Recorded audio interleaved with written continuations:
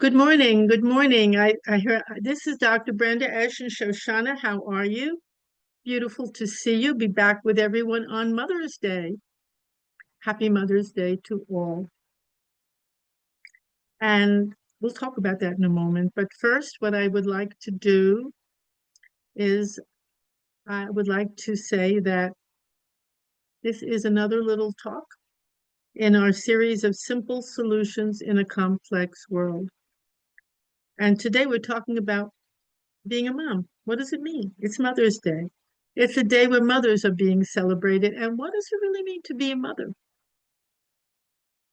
Certainly, beyond belief, mothering is so needed today and so much confused. There's so much confusion about what it means to be a mother. So many people feel, well, it's not for me. I don't want to be depleted. I don't want to give all my energy to someone else, to children, or to this one or to that one. There's such a misunderstanding about what it means to be a mom, to nourish others, and to be nourished ourselves. You know, from the moment a little baby is born, they just naturally reach out for mama. They don't say mama the minute they're born, but they reach out for to be nourished, to be fed, for milk, for warmth. It's an innate primal response in all of us. And we kind of expect that it's there. That's interesting too. It's very interesting to me that we naturally expect that that mothering is there for us. We cry, which is a way to call for it. And then we receive, hopefully, a lot of the mothering, the nourishing that we need. When we are able to actually provide that true nourishment for others, the truth is we are receiving the nourishment as well, right at the same moment. Because not only is there the little child calling out for the nourishment, but there's the mother who's the milk. The milk comes soon to feed the baby. It's all connected. The love often comes immediately. Oh my goodness, look at this beautiful baby. It just comes. It's within us. It's natural. It's inevitable. And it's a wonderful, wonderful experience to be able to make that offering and also to receive it. It's something that is fundamental to who we are and to what our life is. The whole world together needs that nourishment. A tree needs to be nourished. The roots have to be in the right place. The sun come or a shady, depending on the kind of tree, in order for it to bloom and make its offerings of fruit and flowers and blossoms. It requires also its nourishment, and then it has a great offering to make to the whole world.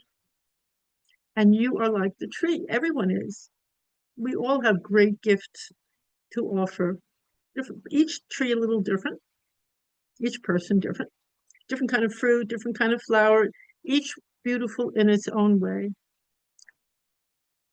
And when we withhold that from others or from ourselves, then the tree withers and we wither because we forget what does it mean to really nourish. We can get caught up in the mistake of judging, condemning, fixing, being angry, feeling I'm in charge of this child. No, you're not. No, you're not. This child came to you as a gift, and you're going to together discover the mutual beauties of nourishing and being nourished. And in one sense, the whole world are our children, and we are the children of the whole world. It's a mutual activity. So it's important not to diminish or feel, well, I have to give out of guilt, out of obligation. They did this, so I have to give that. That's not true nourishment. It's not natural nourishment. It's unconditional. It's there. It doesn't even belong to you, what you have to give. It's pouring through you. And the more you allow yourself to nourish others, the more you are nourished as well. That's the truth. It's inevitable. And so it's good to learn the natural way of nourishment. Not that comes out of guilt, obligation, because we want to look good. because we feel we have to. No, when we tap into the real, into the natural way of creating something so the other person can be well fed, then we are well fed as well. I was thinking, in keeping with Mother's Day, I would like to tell you a beautiful story of a Zen master. And he was called upon by his brother, and he said, my son he's become impossible. I can't handle him. He's going astray. I need your help. Please come and help me with my son. Come for a week because I can't do this anymore. So the Zen master went to his brother's home to spend the week with the son and the brother. And he arrived there, and the son was, what's going to happen now? He expected to get scolded, yelled at, lectures, the whole thing. But that's not what happened.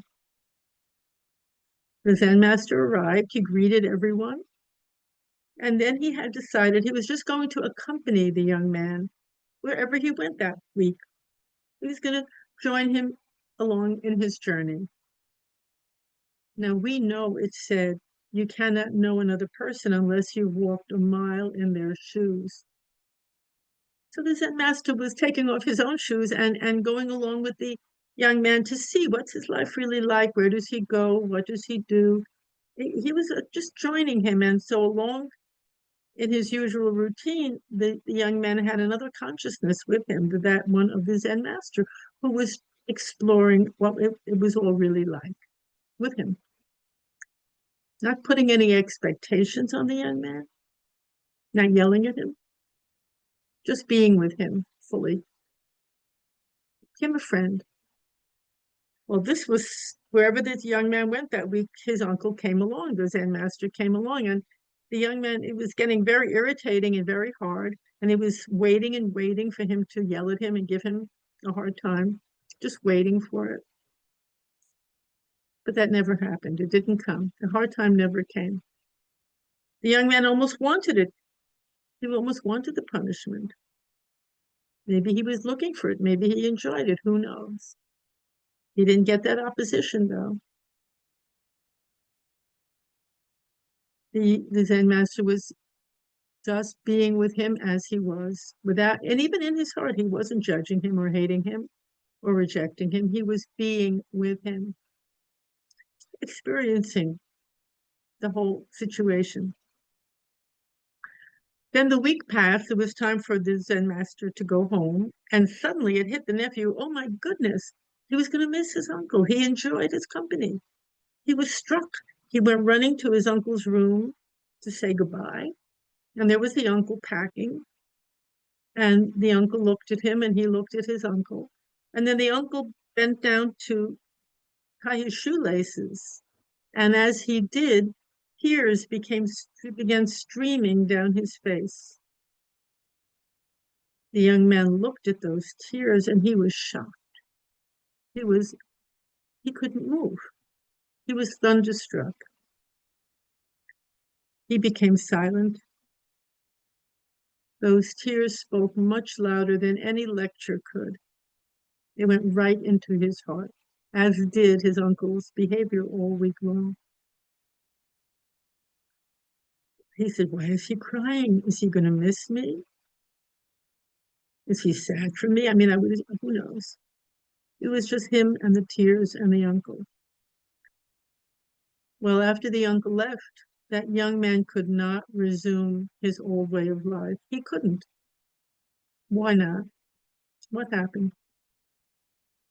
What kind of deep healing and deep clarity and deep nourishing happened in that profound experience of mothering, where the young man was accepted just as he was at the moment, just as he was at the moment, which does not mean not to make boundaries, of course not, but to give him the space and the support and the companionship so he could see for himself. He could experience his own life differently rather than having to fight against an opponent, someone who's going to fix him, and who knows better. When we're involved in true mothering, we realize we don't know better than anyone. We don't. We don't know that person. We don't know their experience. We don't know the ways in which they will evolve best. But by becoming a true friend and companion, we can find out. It happens. We're allowing that in them to grow. So when we say Happy Mother's Day, want to give mother a gift, we want to say thank you. It's very beautiful. And what's very beautiful is to look at the world through the eyes of true mothering, to become that for yourself and for everyone else. What a Mother's Day gift you'll give the world then. Perfect. A gift that will go on and on forever. So in this day and age when there's so much hunger for that listening, accompanying lack of rejection and tearing down and judging, the beauty of just being fully present for someone and joining them is incomparable. And I offer that gift to you today. Or I offer that that road to take, little turn in the road. So thank you very, very, very much for listening. It's always a joy to be with you. And I hope you have a wonderful, wonderful day. Take care.